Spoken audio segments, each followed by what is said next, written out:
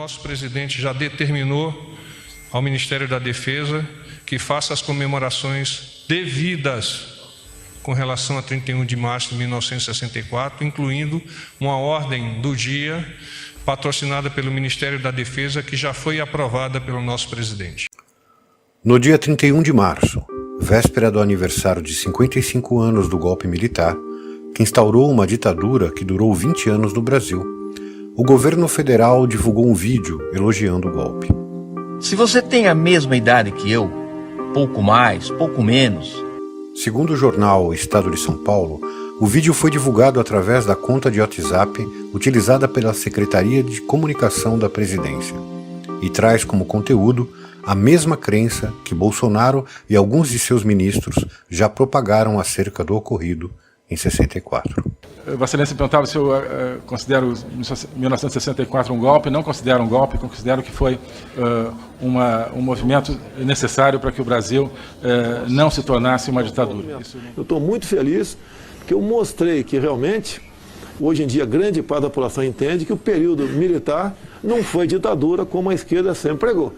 Os historiadores do país, no entanto, contestam veementemente a versão de que o golpe teria como motivação a ameaça comunista, demonstrando que, na verdade, a luta armada só foi tentada no Brasil após a implantação do regime de exceção e da violência e opressão que todo aquele que discordava da ditadura sofreu.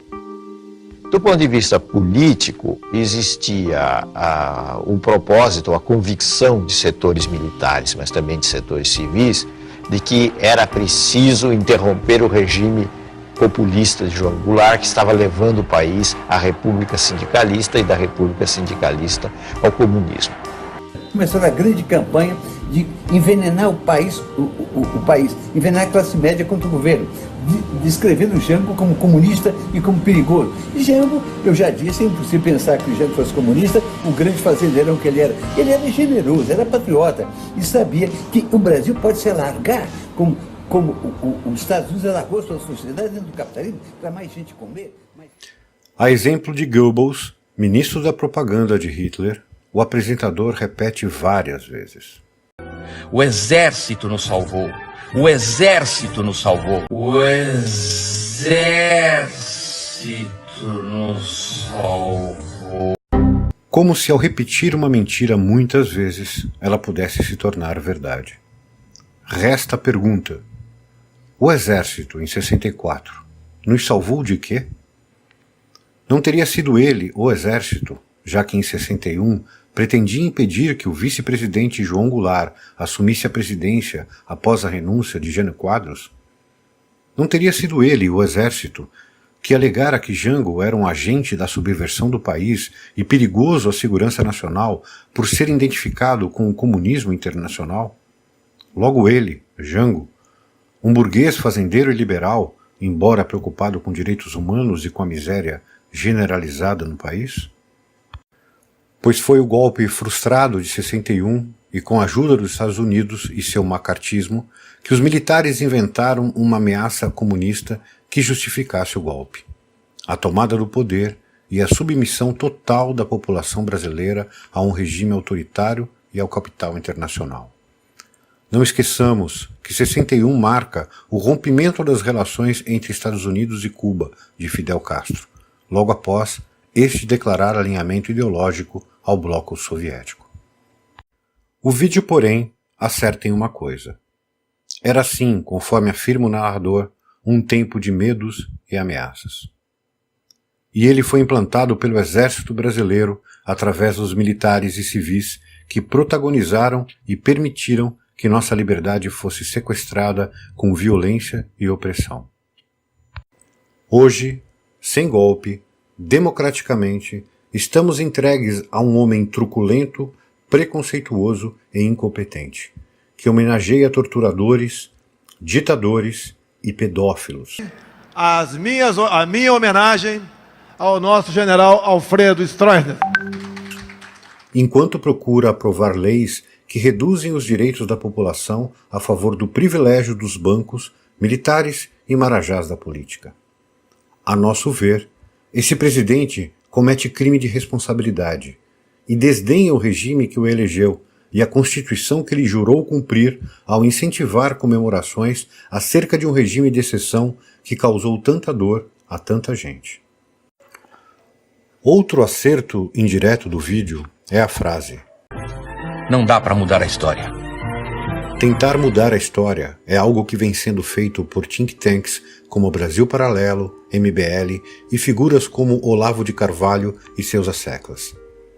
Mas nada do que falarem irá eliminar o fato de que não existia organização armada no Brasil, seja de origem socialista ou comunista, antes do golpe. Até Marighella, tão falado ultimamente, antes do golpe era um mero parlamentar dentro do Congresso Nacional. O historiador Milton Pinheiro, da UNEB, autor do livro O que Resta da Transição, fez um estudo sobre os dirigentes do PCB no exílio, no eixo Paris-Moscou, Budapeste-Praga, e afirma categórico que o Partido Comunista do Brasil era aliancista e nunca pregou a luta armada.